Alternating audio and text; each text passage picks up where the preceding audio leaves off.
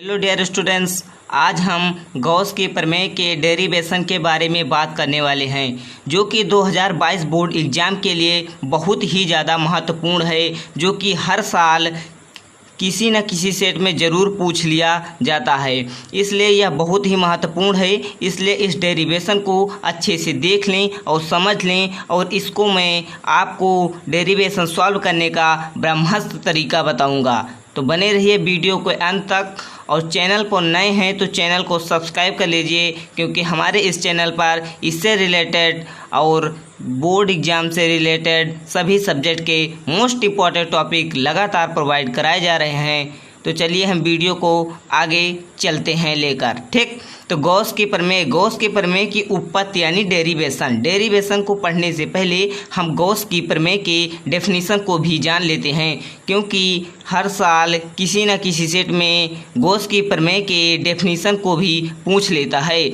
जितना ज़्यादा गॉस की प्रमेय के डेरिवेशन इम्पॉर्टेंट है, उससे भी ज़्यादा गॉस की प्रमेय का डेफिनेशन ज़्यादा इम्पॉर्टेंट है। डेफिनेशन जानना बहुत ज़रूरी है। ठीक, तो क्या हो जाएगा, देखिए गॉस की प्रमेय का जो डेफिनेशन है हमारा क्या है कि इस प्रमेय के अनुसार गॉस नामक एक वैज्ञानिक थे जिन्होंने अपनी प्रमेय दी, और उन्हीं प्रमेय के द्वारा गॉस के प्रमेय यानी उनके गॉस के नियम को बताया जा रहा है। ठीक, इस प्रमेय के अनुसार किसी बंद पृष्ठ अथवा गॉसियन पृष्ठ से संबद्ध वैद्युत फ्लक्स उस पृष्ठ पर संचित कुल आवेश का 1/ε0 गुना होता है। इस नियम को किसने दिया था? गॉस के ने दिया था, इसलिए इसे क्या कहते हैं? गॉस की प्रमेय कहते हैं। ठीक, यानी गॉस के प्रमेय के द्वारा किसी बंद पृष्ठ जो है उसका गॉसियन पृष्ठ यानी बंद पृष्ठ को ही गॉसियन पृष्ठ कहते हैं। इससे संबद्ध वैद्युत फ्लक्स जितना निकलता है उस पर जो संचित कुल आवेश है उसका 1/ε0 गुना होता है। इस यानी कि उससे वैद्युत फ्लक्स ज्ञात करते हैं। उसके देखिए क्या लिखेंगे यहाँ पर गणितीय रूप में, phi E is equal to integration E, उसके बाद में E vector into D A vector equal to Q/ε0 होता है। ठीक, ये हो गए इसकी डेफिनेशन। अब इस जो लिखा है फाई ई बराबर integration E vector into D A vector equal to Q/ε0, इसको हमको जो है डेरिवेशन करके दिखाना है, सॉल्व करके दिखाना था, सिद्ध करके दिखाना है कि Q बराबर ε0 किस प्रकार से होता है। तो चलिए अब हम आपको गॉस के प्रमेय की डेरिवेशन करके एक बहुत ही इजी तरीके में बताएंगे। यदि मैं जितना बताऊंगा इतना आप अपने बोर्ड एग्जाम में लिख कर चले आते हैं तो कोई भी एग्जामिनर आपको फुल में से फुल मार्क्स देने पर बिल्कुल भी हिचकिचाएगा नहीं। ठीक, तो चलिए वीडियो को आगे बढ़ाते हैं और मैं आपको अच्छे से समझा देता हूं। तो देखिए गॉस की प्रमेय की उत्पत्ति के लिए सबसे पहले हमको एक गॉसियन पृष्ठ बनाना पड़ेगा, अर्थात बंद पृष्ठ बनाना पड़ेगा। उसी बंद पृष्ठ को गॉसियन पृष्ठ कहा जाता है। तो मैंने ऑलरेडी पहले से ही गॉसियन पृष्ठ बना रखा है। गॉसियन पृष्ठ कोई ज़रूरी नहीं है कि एकदम गोलाकार होगा, वो केवल बंद पृष्ठ होना चाहिए बस। ठीक, इसलिए हो जाएगा, ये मैंने बना लिया है। इसमें जिसका केंद्र क्या है O दिया गया है, और यहाँ से यहाँ तक की दूरी यानी O से B की दूरी r मीटर है, और ये पहला बिंदु A है, दूसरा B है, और एकांक वेक्टर n कैप है, सूक्ष्म क्षेत्रफल dA वेक्टर है, तथा वैद्युत जो हमारा इलेक्ट्रिक फोर्स है वो हमारा कितना दिया गया है? ई वेक्टर दिया गया है। ठीक, और इसी को क्या कहते हैं? बंद पृष्ठ कहते हैं। उसी बंद पृष्ठ को गॉसियन पृष्ठ कहते हैं, क्योंकि इस नियम को किसने दिया था? गॉस ने दिया था। ठीक, तो जिस प्रकार से जिसमें इसमें किया गया है, जो लिखा गया है, जो मेंशन किया गया है, उसी को सिंपली लिख देंगे, क्योंकि ये भी लिखना बहुत ज़रूरी है। यदि आप केवल डेरिवेशन कर देते हैं तब वो ज़्यादा मायने नहीं रखता। यदि आप इसको भी कर देते हैं तो बहुत ज़्यादा आपको जो है डेरिवेशन काफ़ी अच्छा लगने लगेगा। जो टॉपर्स होते हैं वो क्या कहते हैं, इन्हीं सब छोटी छोटी गलतियों को नहीं करते हैं और इन्हीं सब चीज़ों को वे अच्छे से लिख कर आते हैं, तब वे टॉपर बनते हैं। तो टॉपर बनना है तो इसको भी जानना ज़रूरी है। ठीक, तो क्या है, माना r त्रिज्या का एक गॉसियन पृष्ठ है। r त्रिज्या का एक गॉसियन पृष्ठ मान लिया गया है। ये r त्रिज्या का एक गॉसियन पृष्ठ है जिसके सूक्ष्म क्षेत्रफल dA वेक्टर द्वारा केंद्र पर आंतरिक कोण क्या दिया गया है? d ओमेगा दिया गया है। ठीक, ये आंतरिक कोण हमारा क्या दिया गया है? d ओमेगा दिया गया है। ठीक, उसके बाद में क्या है कि वेक्टर ई तथा डी ए वेक्टर दोनों एक ही दिशा में हैं, जैसा कि आप चित्र में देख पा रहे होंगे। ठीक, और एकांक वेक्टर एन कैप की भी दिशा वैद्युत क्षेत्र की तरफ है। ठीक, वैद्युत क्षेत्र की तरफ एन कैप की भी दिशा है। ठीक, तो चलिए अब हम इसको आपको डेरिवेशन करके दिखाते हैं। तो हम क्या लिखेंगे कि सूक्ष्म क्षेत्रफल डी ए द्वारा उत्पन्न वैद्युत फ्लक्स। ये देखिए चित्र में देखिए, सबसे पहले यहाँ पर चित्र में देखिए जो सूक्ष्म क्षेत्रफल दिया गया है, ये सूक्ष्म क्षेत्रफल जो है डी ए, उसके द्वारा कितना वैद्युत फ्लक्स उत्पन्न हो रहा है उसको हमको निकालना है। तो उसके लिए हम सबसे पहले उसी को लिख देते हैं कि सूक्ष्म क्षेत्रफल वेक्टर डी ए द्वारा उत्पन्न वैद्युत फ्लक्स। ठीक, वैद्युत फ्लक्स द्वारा उत्पन्न वैद्युत फ्लक्स हो जाएगा। ठीक, उत्पन्न वैद्युत फ्लक्स, इतना इस प्रकार से पहले आप लिख लेंगे।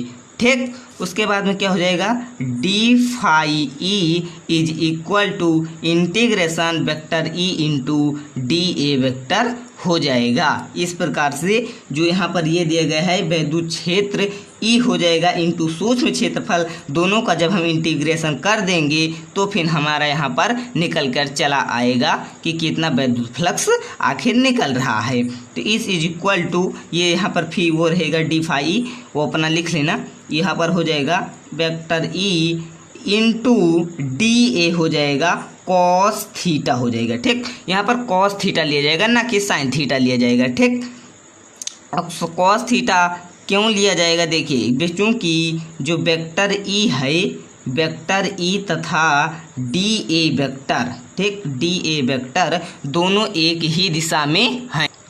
वेक्टर ई तथा डी ए वेक्टर दोनों एक ही तरफ हैं, यानी एक ही दिशा में हैं। तब क्या हो जाएगा कि चूंकि D phi E is equal to integration E into D A cos 0 अंश। ठीक, आप कह दीजिए कॉस 0 अंश किस प्रकार से यहाँ पर लिया जाएगा, ब्रैकेट में आपको लिख देना है चूंकि थीटा इज इक्वल टू 0 अंश, क्योंकि जो है वेक्टर ई तथा डी ए वेक्टर दोनों एक ही दिशा में हैं।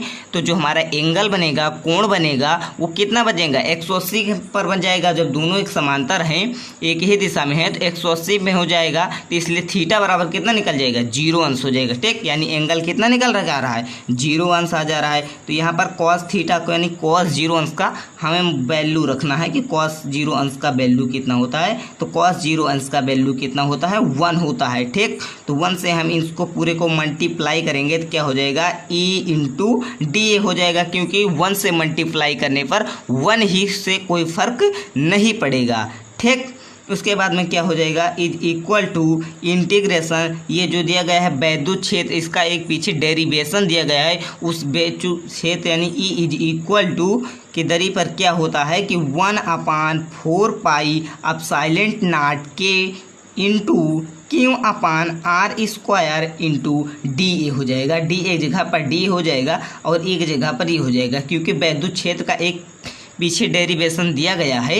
यदि आप उसके नहीं देखे हैं तो लिंक डिस्क्रिप्शन में है, जाइए देख लीजिए। ठीक, ये हो जाएगा 1/4 पाई एप्सिलॉन नॉट के क्यू अपान आर हो जाएगा इंटू डी ए की जगह पर डी ए ही रहेगा। ठीक, उसके बाद में क्या हो जाएगा कि D phi is equal to, यहाँ पर ऑलरेडी चलता रहेगा, D phi E is equal to जहाँ पर क्यू अपान, ठीक, 4 पाई एप्सिलॉन नॉट के जो दिया गया है ये एक नियतांक है, इसलिए इसके हम डेरिवेशन यानी इंटीग्रेशन, डेरिवेशन है इंटीग्रेशन नहीं कर सकते हैं, इंटीग्रेशन नहीं किया जाएगा, समाकलन नहीं किया जाएगा। ठीक, जो बायो वाले स्टूडेंट्स हैं वो भी जान लीजिए, मैथ वाले तो जानते होंगे कि इंटीग्रेशन क्या है।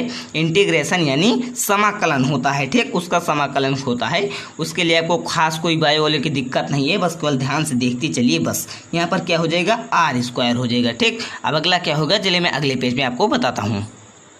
तो हम क्या करेंगे कि क्यू अपान यानी क्या हो जाएगा फिर हमारा आगे is equal to Q upon 4 pi epsilon naught के को वैसे के वैसे लिख देंगे और हो जाएगा इंटीग्रेशन, जो D A upon R square था वो होता है घन कोण यानी स्टेरेडियन। घन कोण का मात्रा क्या होता है, स्टेरेडियन होता है। तो स्टेरेडियन के जब डेरिवेशन में पढ़ेंगे तो वहाँ पर होता है कि D A vector upon R square is equal to D omega के। तो यहाँ पर क्या हो जाएगा, डी ओमेगा हो जाएगा। ठीक, उसके बाद में ये तो आ गया एक के लिए। ठीक, यानी एक सूक्ष्म क्षेत्रफल के लिए, थोड़े से के लिए। यदि संपूर्ण के निकाल लेंगे तो क्या हो जाएगा कि होल इंटीग्रेशन हो जाएगा। तो क्या लिखेंगे यहाँ पर कि संपूर्ण घनकोण के लिए। ठीक, संपूर्ण घनकोण के लिए, संपूर्ण घनकोण के लिए हो जाएगा। ठीक, तो क्या हो जाएगा, phi E is equal to Q upon 4 pi epsilon naught के इंटू, यहाँ पर दिया गया है तो इंटू हो जाएगा, यानी यहाँ पर क्या है, इंटू चल रहा है। ठीक, होल इंटीग्रेशन हो जाएगा। क्या हो जाएगा, होल इंटीग्रेशन हो जाएगा डी ओमेगा। ठीक, और क्या है, फिर क्या हो जाएगा कि phi E is equal to Q upon 4 pi epsilon naught के इंटू ये जो होता है डी ओमेगा, जब इसका होल इंटीग्रेशन किया जाएगा और डी ओमेगा जो होता है, जो डी ओमेगा का मान निकल के आएगा वो आता है हमारा 4 पाई। ठीक, अब 4 पाई से 4 पाई यहाँ पर कैंसिल हो जाएगा, तो हमारा आगे निकल कर क्या आ जाएगा, जो हमें सिद्ध करना था, जो हमें प्रूव करना था। क्या आ जाएगा कि क्यू अपान एप्सिलॉन नॉट के एक नियतांक है, इसलिए के को यहाँ पर छोड़ देंगे। ठीक, इस प्रकार से phi is equal to Q upon epsilon naught, यहाँ पर हमारा प्रूफ हो चुका है कि phi is equal to Q upon epsilon naught होता है, जो कि गॉस की प्रमेय है। ठीक, यदि आप इतना अपने बोर्ड परीक्षा में लिख कर चले आते हैं तो कोई भी एग्जामिनर आपको फुल में से फुल मार्क्स देने में बिल्कुल भी हिचकिचाएगा नहीं, 5 मार्क्स में से 5 मार्क्स देगा। ठीक, तो चैनल पर नए हैं तो चैनल को सब्सक्राइब कर लीजिए, क्योंकि हमारे इस चैनल पर इसी प्रकार से सभी सब्जेक्ट के लगातार वीडियो प्रोवाइड कराए जा रहे हैं। ठीक, यही थी गॉस की प्रमेय। मिलते हैं अगले वीडियो में, तब तक के लिए जय हिंद।